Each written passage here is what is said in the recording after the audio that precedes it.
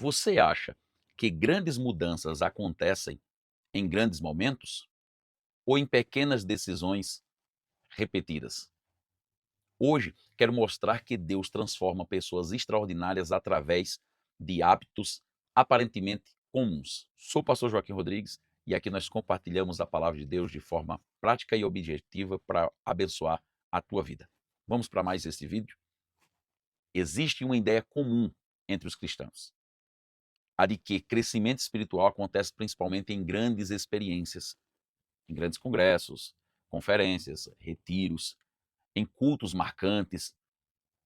Esses momentos têm o seu valor, mas quando observamos as Escrituras Sagradas, percebemos outro padrão. Deus transforma pessoas muito mais pela constância do que pela intensidade. Lá em 1 Coríntios, capítulo de número 15, versículo 58, se não me falha a memória, vai dizer o seguinte, isso mesmo: portanto, irmãos meus e amados meus, sede firmes e inconstantes, e constantes, sempre abundantes na obra de Deus.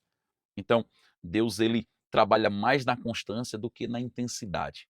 Não que não vá ter momentos de intensidade, cultos maravilhosos, momentos de impacto na nossa vida, mas se eu for depender somente disso para ter um crescimento espiritual, eu sempre vou ficar refém de eventos e momentos.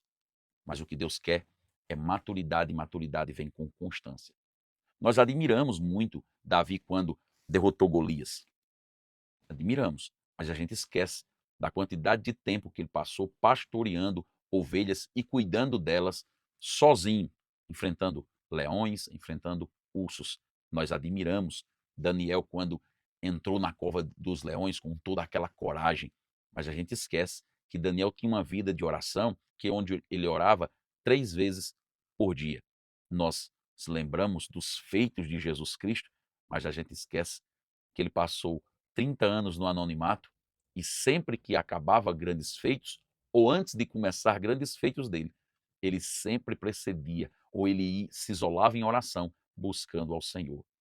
Os grandes momentos são fruto de pequenas fidelidades. E aí a gente vai vendo como a Bíblia vai nos mostrando. Existe algo interessante na Bíblia sobre isso. Antes de Deus confiar grandes responsabilidades, ele forma pequenos hábitos em cada um de nós. A gente pode observar isso na vida de José. José ele foi fiel na casa do seu pai, ao ponto do pai entregar para José uma responsabilidade. Foi fiel na casa de Potifar, mesmo sendo escravo. Ele trabalhou toda essa fidelidade. Ele aprendeu a servir em meio à pressão. E aí se transforma o governador do Egito. Ele não começou como governador, ele começou servindo.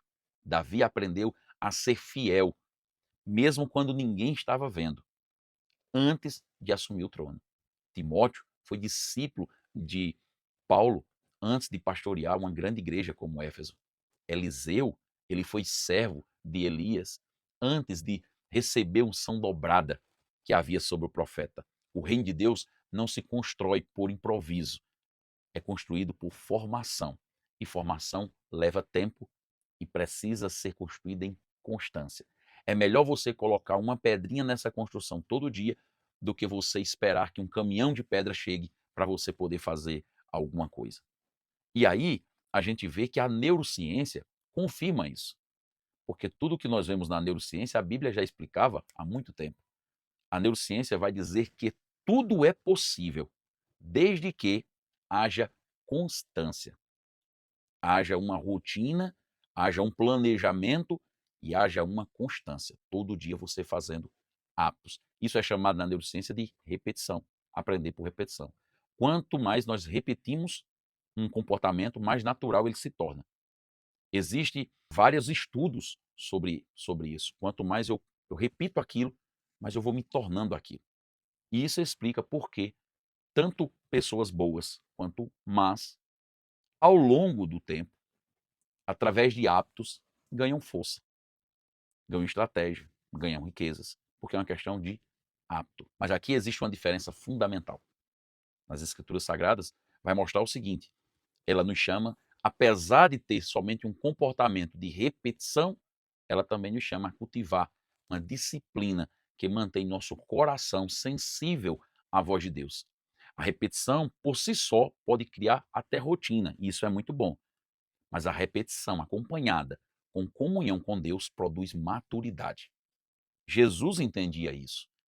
Quando olhamos para a vida de Jesus, percebemos um padrão. Ele orava, meditava, servia, silenciava, ensinava. Tudo isso faz parte do seu estilo de vida. Não era práticas ocasionais, era hábitos. Talvez a pergunta não seja como posso viver um grande avivamento, mas sim quanto tempo eu vou determinar a orar todo santo dia até chegar a esse avivamento. Talvez a pergunta seja quais hábitos estou cultivando todos os dias. E aí, nós agora vamos aplicar isso na nossa vida. Muitos cristãos querem grandes resultados espirituais, mas negligenciam pequenas fidelidades. 5 minutos de oração hoje, um capítulo da Bíblia, uma conversa sincera com Deus, um ato de serviço, uma decisão obediente. A maturidade não cresce em saltos. Não é porque hoje você orou 48 horas e passou um ano sem orar que você vai ter um crescimento. Não. Ore que seja 5 minutos, amanhã você ora 10. Depois você vai orando e vai construindo isso passo a passo. Talvez Deus não esteja esperando que você faça algo gigantesco essa semana.